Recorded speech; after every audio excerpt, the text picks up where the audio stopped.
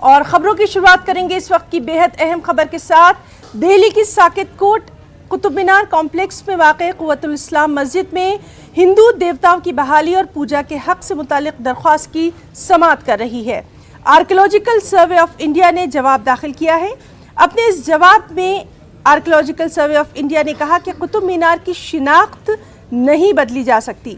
अर्जी गुजार ने अपील की है कि इन 27 मंदिरों को बहाल करने का हुक्म दिया जाए और कुतुब मीनार कॉम्प्लेक्स में हिंदू रसूमात के मुताबिक पूजा की इजाज़त दी जाए।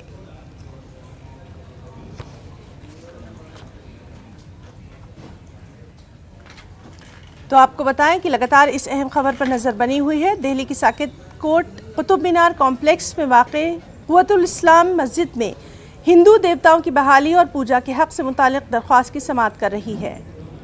आर्कियोलॉजिकल सर्वे ऑफ इंडिया ने जवाब दाखिल किया है और कहा है कि कुतुब मीनार की शिनाख्त नहीं बदली जा सकती। आपको बताएं कि अर्जी गुजार ने अपील की है कि उन 27 मंदिरों को बहाल करने का हुक्म दिया जाए और कुतुब मीनार कॉम्प्लेक्स में हिंदू रस्मात के मुताबिक पूजा की इजाज़त दी जाए।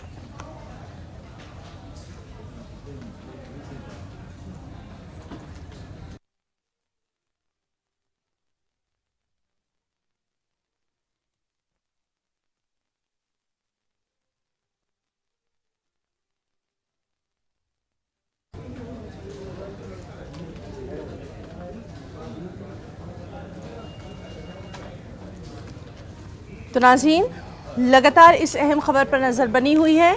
दिल्ली की साकेत कोट कुतुब मीनार कॉम्प्लेक्स में वाक़ई क़ुव्वतुल इस्लाम मस्जिद में हिंदू देवताओं की बहाली और पूजा के हक से मुतालिक दरख्वास्त की समाअत कर रही है। आर्कियोलॉजिकल सर्वे ऑफ इंडिया ने जवाब दाखिल किया है और कहा है कि कुतुब मीनार की शिनाख्त नहीं बदली जा सकती।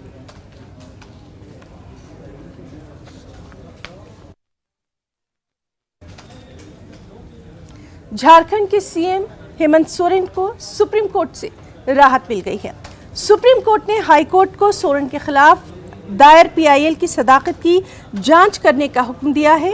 वाज़ेह है कि झारखंड हाई कोर्ट में सोरेन के खिलाफ पीआईएल दायर की गई है, जिसमें सोरेन और उनके खानदान के खिलाफ बदउनवानी के इल्जामात लगाए गए हैं।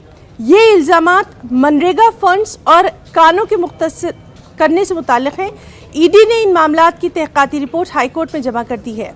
झारखंड हुकूमत ने सुप्रीम कोर्ट में एक अर्ज़दाश्त दाखिल करते हुए कोर्ट की तवज्जो 3 मसाइल की जानिब मबजूल कराई है।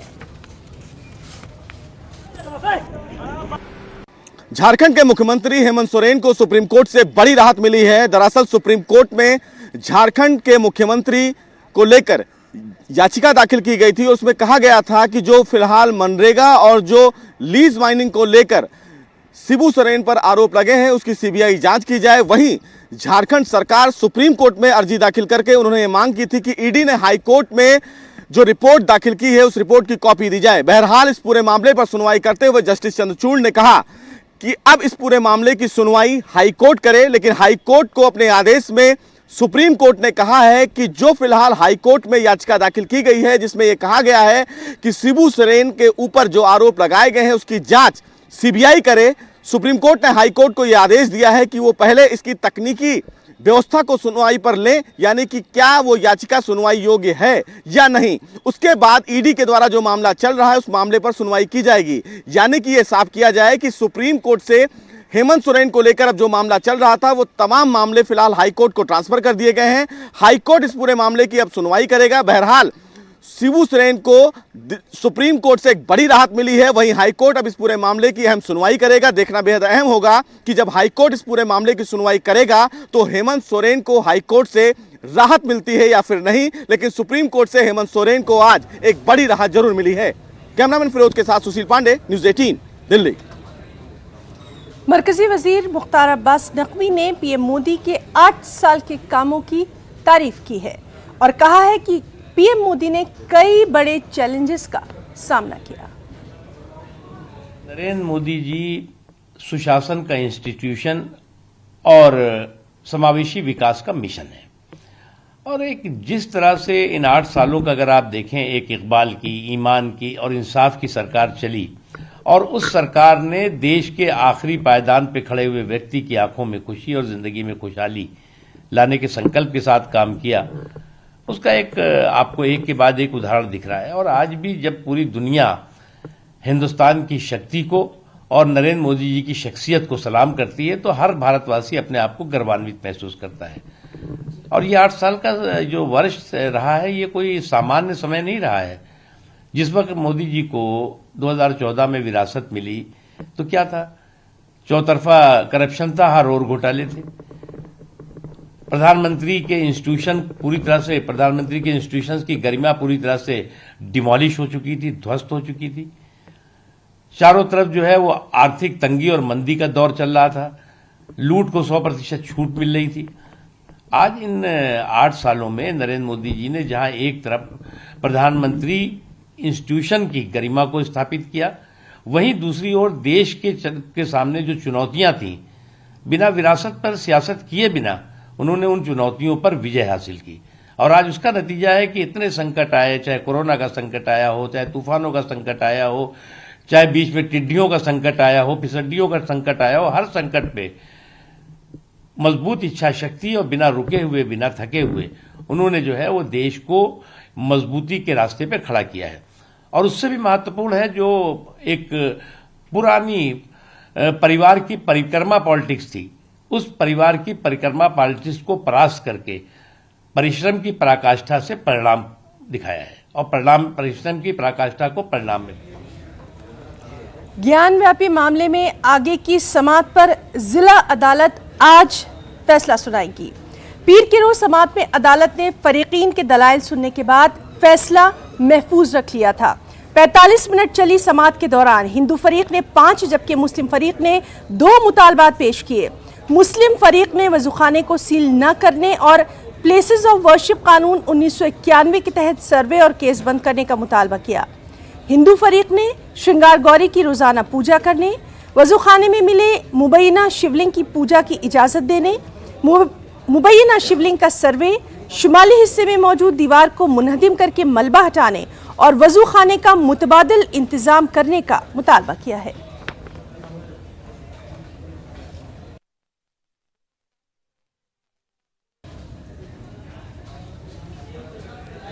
मध्य प्रदेश के वजीर दाखिला डॉक्टर नरोत्तम मिश्रा ने ज्ञान व्यापी मस्जिद को लेकर एक बड़ा बयान दे दिया।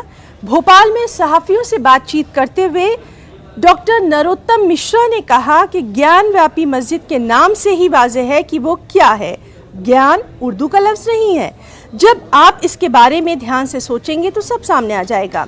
उन्होंने ज्ञान व्यापी मस्जिद मामले में अदालत का जो भी फैसला होगा उसका हम एहतराम करने की बात भी कही। इसके साथ ही डॉक्टर नरोत्तम मिश्रा ने हिंदू धर्म के मामले में ही शांति समिति की मीटिंग का इनेकाद किए जाने पर एतराज किया।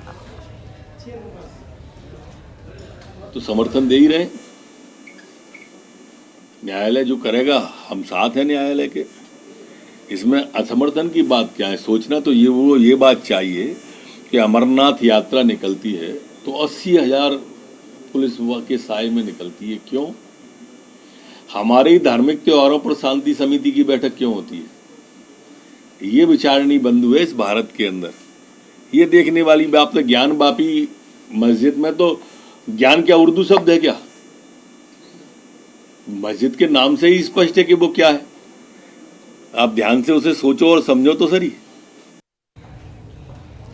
और गैर कानूनी कानकनी और मनी लॉन्ड्रिंग के मामले में ईडी ने झारखंड में एक बड़ी कार्रवाई की है। इसने रांची में 6 मुकामात पर छापेमारी की है। जराये के मुताबिक बिचौलियों के ठिकानों पर एजेंसी ने ये छापेमारी की है।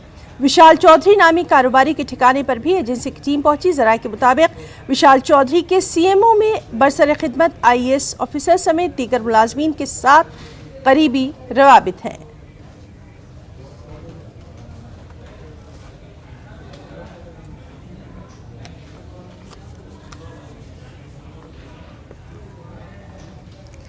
आसाम के वज़ीर आला हेमंत बिस्वा शर्मा ने मुल्क में मुकम्मल तौर पर दीनी मदारिस को बंद कर दिए जाने की वकालत कर डाली है। एमआईएम सरबरा अज़दीन ओवैसी ने ट्वीट करते हुए आसाम के वज़ीर आला को निशाना बनाया।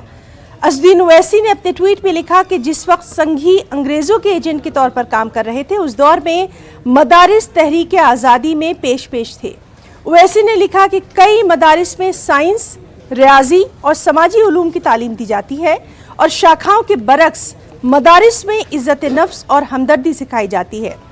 असदुद्दीन ओवैसी ने आरएसएस को निशाना बनाते हुए लिखा कि नाख्वानदा संघियों को ये बात समझ में नहीं आएगी। ओवैसी ने पूछा कि समाजी मुसल्ला राजा राम मोहन राय ने मदरसे में क्यों तालीम हासिल की।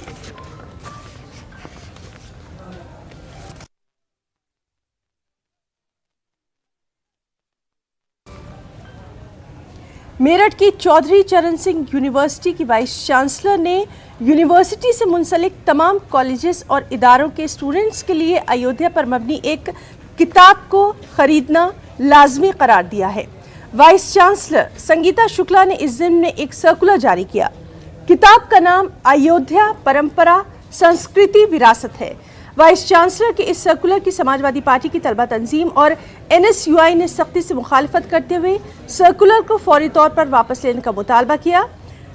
तलबा तंजीमों के मुताबिक वाइस चांसलर एक आईनी ओहदे पर फायज होते हुए एक मजहबी किताब की तशहीर कर रही हैं, जो गलत है। यहाँ से एक पुस्तक जारी हुई है जो अयोध्या की जो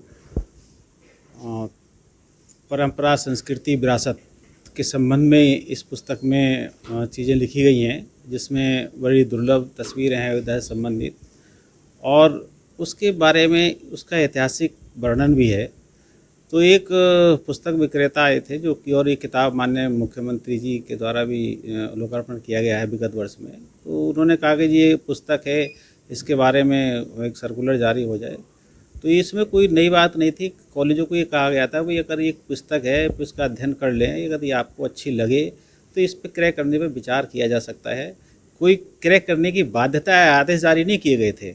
भ्रम ये पैदा कर दिया कि साहब क्रय करने के आदेश जारी कर दिए, जबकि क्रय करने के आदेश कदापि जारी नहीं किए हैं कि भाई अगर कोई भी साहित्य है, कोई भी साहित्य को किसी भी धर्म किसी भी जो प्राचीन स्थल हैं उसके बारे में कोई भी साहित्य है उसका अध्ययन करके अगर वो अच्छा है तो छात्र छात्राओं के हित में हो सकता है, तो वो आप क्रय करने पर विचार कर सकते हैं। नहीं, बिल्कुल नहीं करना चाहिए। तो इनको इस तरह की जो संवैधानिक पद पे बैठे हैं उनको वीसी जैसे पद पे बैठ के ऐसे निर्णय नहीं लेने चाहिए और ऐसे आदेश नहीं देने चाहिए कि ये किताब खरीदो। नहीं, आप बात नहीं कर रहे हैं, लेकिन आप बात कर रहे हैं। ये बात कह के बात कर रहे हैं। आपने क्यों ये बात रखी कि खरीदो, ये आपकी मर्जी है। मतलब नहीं खरीदेंगे तो आप हमसे भेदभाव करेंगे, हमसे डिस्क्रिमिनेशन करेंगे, हमें परेशान करेंगे। हमें जो ग्रांट मिल सकती है, जो एड मिल सकती है, जो हम प्रोग्राम कर सकते हैं, वो आप नहीं करने देंगे। इतिहास नहीं है, वो एक तरफा इतिहास है। वो इतिहासकारों ने नहीं लिखी है वो किताब। जो इतिहासकार हैं उन्होंने नहीं लिखी है वो, ये इन्होंने अपनी बनाई है और अपनी जो इनकी साजिश है मुसलमान विरोधी और अपने पक्ष को मजबूत करने के लिए वो कर रहे हैं। इन्होंने दूसरे पक्ष से नहीं पूछा है। खबरों में रुकना चाहेंगे एक छोटे से ब्रेक के लिए, चल लौटें।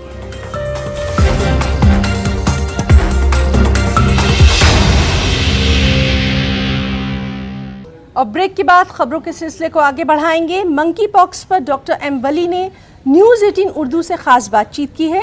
एम वली ने कहा कि मंकी पॉक्स चिकन पॉक्स की तरह वायरस होता है और अफ्रीका से ये वायरस निकलकर दीगर मुल्कों में फैलता जा रहा है। कोविड के बाद एक और दुर्लभ संक्रमण अब सामने आ रहा है जिसे मंकी पॉक्स कहते हैं। क्या होता है ये मंकी पॉक्स? पूरे मसले पर हमारे साथ बात करने के लिए मौजूद है सीनियर डॉक्टर एम वली। सर, कोविड तो लोगों ने सुना, उसके बाद अब मंकी पॉक्स जैसे संक्रमण के बारे में भी लोग सुन रहे हैं। ये क्या होता है, इसके क्या लक्षण होते हैं?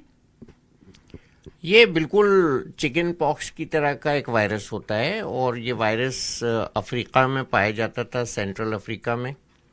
वहाँ एक रेन फॉरेस्ट जोन है, उस जोन से निकलकर अब चूँकि ये वायरस यूरोप में और स्पेन वगैरह कई नई कंट्रीज़ में, करीब 18 ऐसी कंट्रीज़ में पहुंच गया है जो एंडेमिक जोन्स इसके नहीं कहलाते हैं, तो ये चिंता का कारण बन गया है।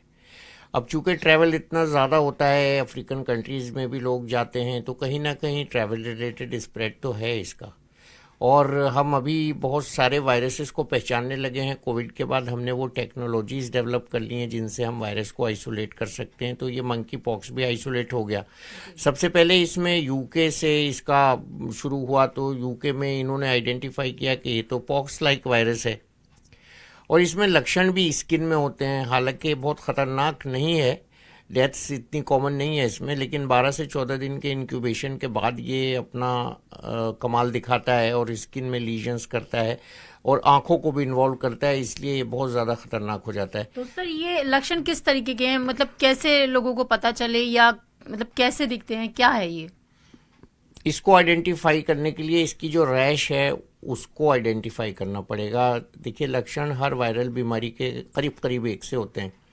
वो लक्षण होते हैं बुखार आना, स्किन में रैश होना, आइज़ का इन्वॉल्वमेंट होना, नाक से सिक्रीशन आना, कभी कभी कॉम्प्लिकेट हो जाता है वायरल इन्फेक्शन तो निमोनिया का हो जाना, और ऐसे केसेस फिर ये सीरियस हो जाते हैं। तो मंकी पॉक्स का क्योंकि कोई ट्रीटमेंट नहीं है, ये वायरल इलनेस है, तो इसको आइडेंटिफाई करके कॉम्प्लिकेशन से रोकना ही इसका मैनेजमेंट है। इसकी रैश के बारे में जब हम बात करते हैं तो वो रैश भी कई तरह की हो सकती है। हमारे यहाँ बेसिक 5 तरह की स्किन रैशेज होती हैं। फ्लैट रैश होती है, मैक्यूल, पैप्यूल, ब्लिस्टर और उसमें पनियाला जिसको कहते हैं, तो ये सब तरह की, और स्कैब भी बन जाता है बाद में।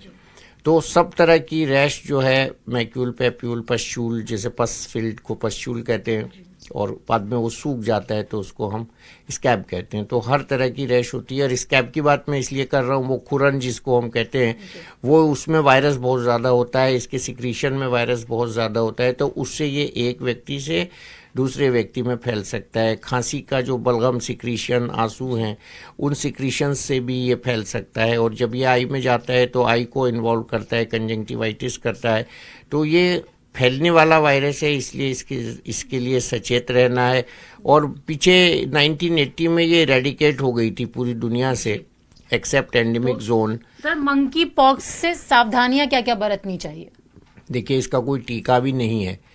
करीब करीब एक टीका है जो वैक्सीनिया वायरस का टीका होता है स्मॉल पॉक्स से संबंधित, तो वो उस टीके को मॉडिफाई किया गया, अंकारा स्ट्रेन करके कहा जाता है कि वो टीका है।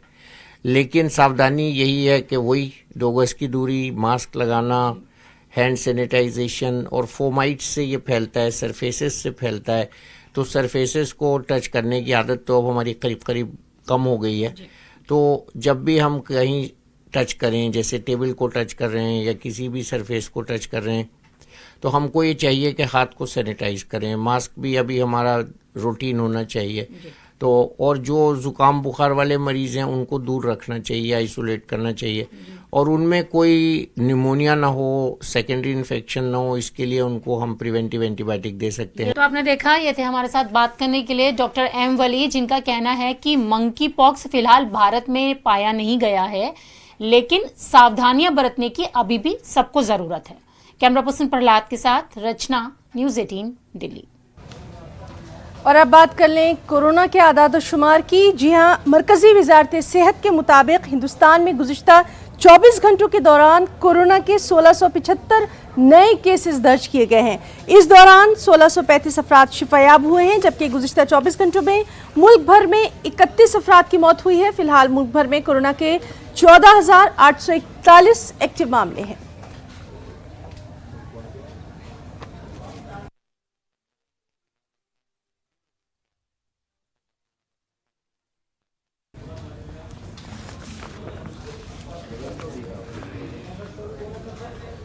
कांग्रेस सदर सोनिया गांधी ने 2024 के लोकसभा इंतखाबात के लिए पार्टी में 8 रुकनी सियासी उमूर की कमेटी और एक टास्क फोर्स तश्कील दी है। कांग्रेस के पीएसी में राहुल गांधी, मल्लिकार्जुन खड़गे, गुलाम नबी आजाद, अंबिका सोनी, दिग्विजय सिंह, आनंद शर्मा, केसी वेणुगोपाल, जितेंद्र सिंह होंगे। ये ग्रुप अहम सियासी मामलात पर कांग्रेस के मौक़िफ़ को तय करने से लेकर फौरी फैसले लेने के लिए बनाया गया है। इसकी सरबराही खुद सोनिया गांधी करेंगी। इसके अलावा 2024 टास्क फोर्स में पी चिदम्बरम, मुकुल वासनिक, जयराम रमेश, केसी वेणुगोपाल, अजय माकन, प्रियंका गांधी, रणदीप सुरजेवाला, सुनील कुंगलू शामिल हैं। पीएसी में शामिल राहुल गांधी जहां पार्टी के अहम फैसलों में शामिल होंगे, वहीं प्रियंका गांधी लोकसभा इंतखाबात की तैयारियों पर नजर रखेंगी।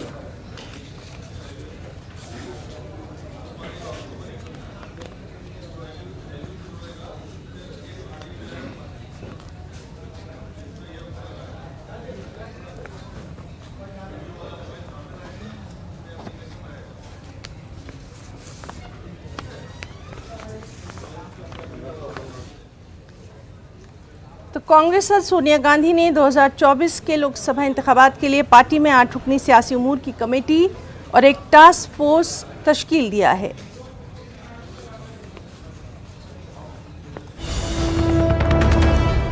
इस वक्त की अहम खबर जिस पर लगातार नजर बनी हुई है, कुतुब मीनार के अहाते में पूजा के हक के मामले के ताल्लुक से हरिशंकर जैन का कहना है कि पूजा का हक हमारा बुनियादी हक है। क्या कोई ऐसा कानून है जो कहे कि इबादत का हक बुनियादी हक है? अदालत ने पूछा। एएसआई ने वाजे किया कि मूर्तियां नहीं हटाई जा सकती।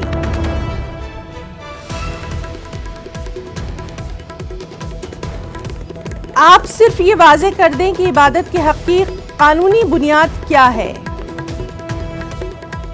हरिशंकर जैन ने आर्टिकल 25 का हवाला दिया, कहा मजहबी आजादी का हक।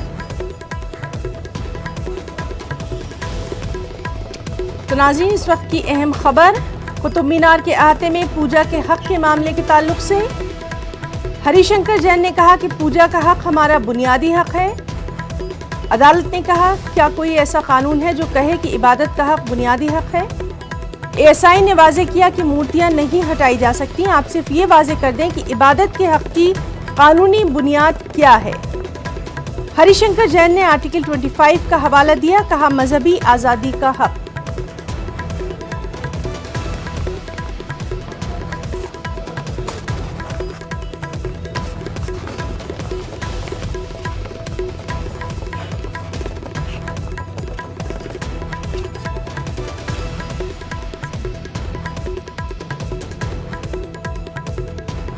तो कुतुब मीनार के अहाते में पूजा के हक का मामला, हरिशंकर जैन ने कहा कि पूजा का हक हमारा बुनियादी हक है। अदालत ने कहा क्या कोई ऐसा कानून है जो कहे कि इबादत का हक बुनियादी हक है। एएसआई ने वाजे किया कि मूर्तियां नहीं हटाई जा सकती। आप सिर्फ ये वाजे कर दें कि इबादत के हक की कानूनी बुनियाद क्या है। हरिशंकर जैन ने आर्टिकल 25 का हवाला दिया, कहा मजहबी आजादी का हक।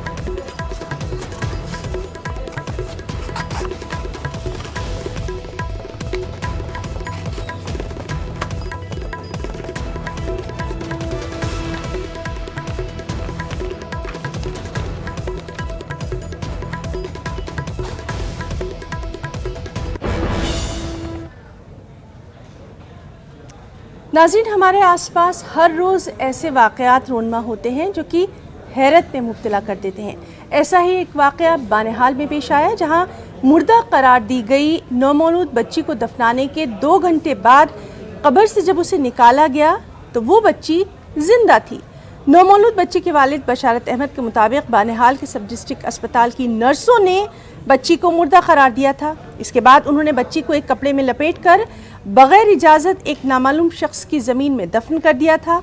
जब इस नामालूम शख्स ने इस पर एतराज़ जताया तो तकरीबन 2 घंटे बाद उन्होंने कब्र खोदकर बच्ची को बाहर निकाला और ये महसूस किया कि मासूम बच्ची की सांसें चल रही हैं। और अब ये मासूम बच्ची श्रीनगर के जीपी पंत अस्पताल में ज़ेर इलाज है।